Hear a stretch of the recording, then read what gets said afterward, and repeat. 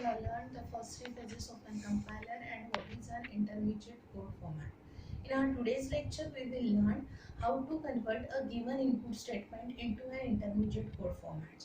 So, compiler translate any input statement into a three intermediate code format. These three formats can be syntax tree, or it can be a postfix notation, or it can be a tree address code. So let's learn how to obtain postfix notation, syntax tree and a tree address code for the given statement.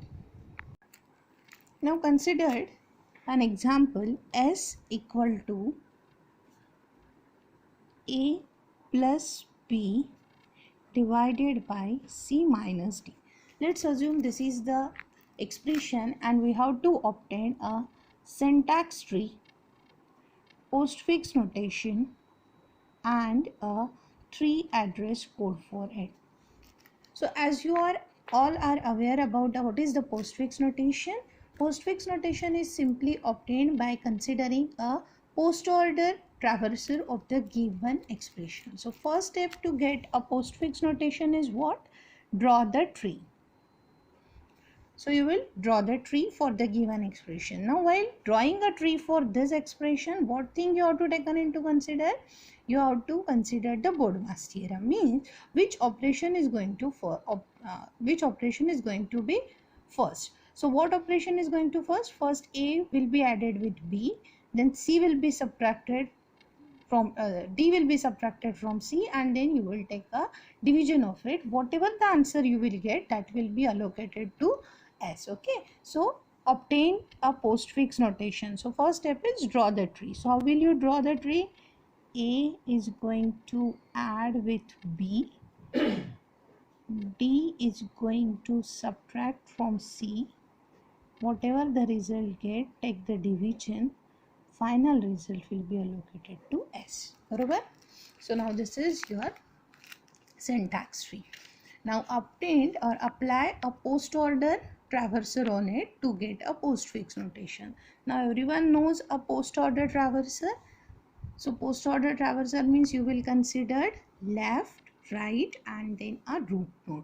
So left is what? S. So you will take postfix notation equal to left, then move towards right.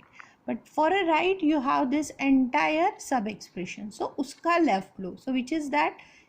A. So we'll write A. Now again A plus B, it is one sub expression for this division operator. Yes. So we'll take A, B plus. So this will finish left hand side of this. Now take right hand side of it. What is that?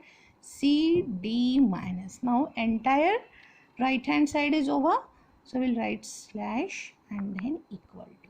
So this is a postfix notation for the given expression. Now next thing, so postfix notation will be one of the intermediate format for or intermediate code format which obtained in a fourth phase of an compiler.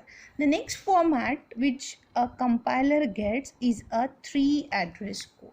Now tree address code means whatever the expression you have to always write in the form of C equal to A OPB. The meaning is on the right hand side of any equal to there will be maximum one operator available.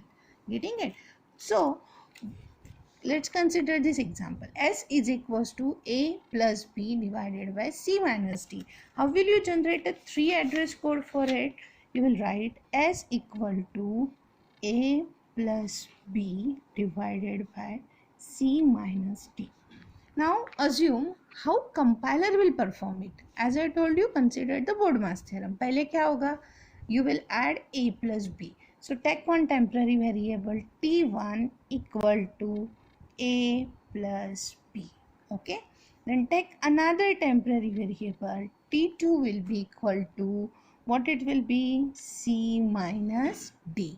Then what this will do? T1 is A plus B, T2 is C minus D. So we will write one temporary variable T3 equal to T1 by T2. isn't it? And then assign the value of this t3 to s, so s will be equal to t1.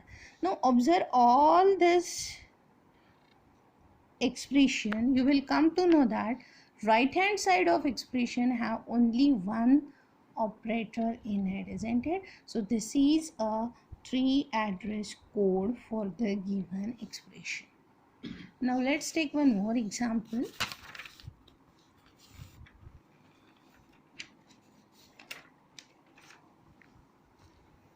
Let's assume a equal to b plus c into d.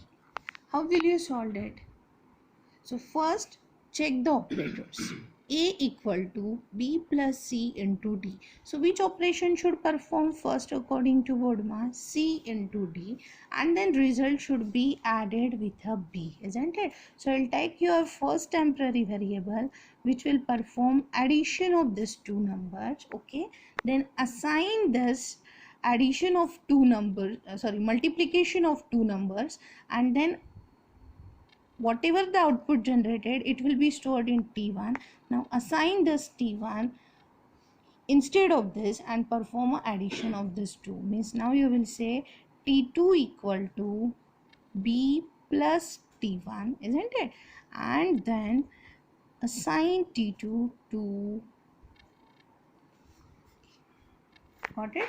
What you did, as three address code say, left right hand side of any expression should have only one operator. What you will do, you will check this expression according to board mass. C into D should happen first, so we'll take one temporary variable t1 equal to C into D, okay? Means result of C into D is stored in t1, okay?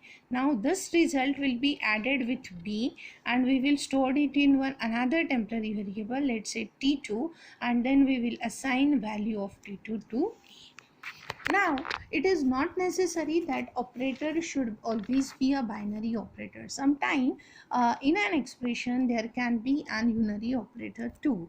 Let's consider the example. Let's say a is equals to minus b into c plus d. Here this minus b indicate b is with a operator, that is unary minus, okay? So what will be a operation, or what will be a Bodmas theorem you will apply for it? First do the addition of this two. So take one temporary variable t1 equal to c plus d, okay? Then consider this minus b as a unary minus. So take one in temporary variable t2 and write like unary minus, uni minus of b. So whatever the result of minus b you will get, it will be stored with a variable t2. Now you will consider t3 is equals to t2 into t1, and then assign this result to your in a. So a will be equal to t3. Now check all these expressions and find it out whether right hand side of expression or all these expression is in the form of c equal to a operator 1b, isn't it? Yes. So this is called a three address code for the given expression. Remember, whenever a three address code is given for a unary minus, you have to always write uni minus and in bracket name of the variable. For example, minus b, here minus is a symbol for a unary operator, and that's why you will write it as a name of a temporary variable equal to unary minus of that particular variable, okay? So in the next lecture we will learn how these three address codes are getting stored into an compiler. In order to store this three address code, compiler uses two techniques, and those two techniques are triple and quadruple, okay? So in the next lecture I will teach that a very important topic as far as exam is concerned. So kindly go through it and solve as much as problem which you can do, okay? Thank you.